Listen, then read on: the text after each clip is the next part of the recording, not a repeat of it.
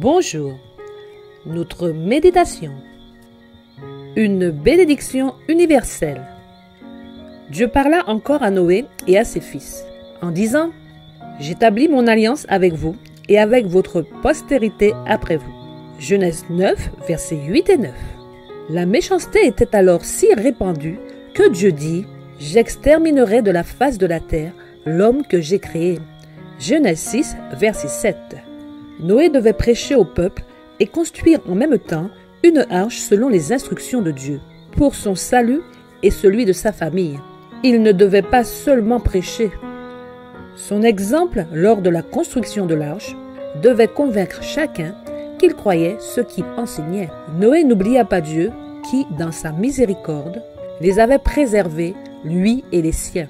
Dès sa sortie de l'arche, il bâtit un autel et offrit des holocaustes pour montrer sa foi en Christ et en son sacrifice suprême et pour exprimer sa gratitude d'être encore en vie.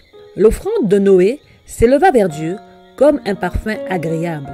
Dieu accepta son offrande et bénit Noé et sa famille.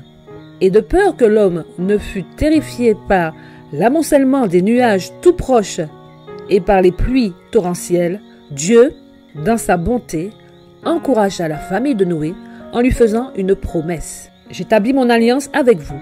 Aucune chair ne sera plus exterminée par les eaux du déluge. » Et Dieu dit, « C'est ici le signe de l'alliance que j'établis entre moi et vous, et tous les êtres vivants qui sont avec vous.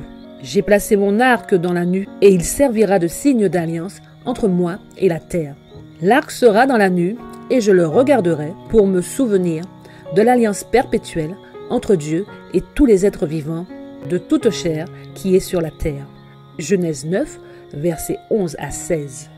Dieu a lui-même rattaché une des plus précieuses promesses à celle qu'il fit à Noé après le déluge. « Lorsque je fis le serment que les eaux de Noé ne se répandraient plus sur la terre, ainsi j'ai juré de n'être plus irrité contre toi et de ne plus te menacer. Quand les montagnes s'effondreraient, quand les collines s'ébranleraient, ma bonté pour toi ne faiblira point, et mon alliance de paix ne sera pas ébranlée, dit l'Éternel qui a compassion de toi. » Isaïe 54, versets 9 et 10.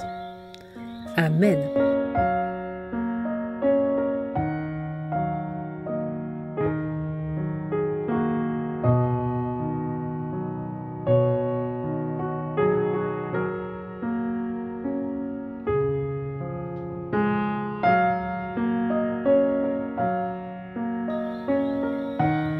Soyez bénis.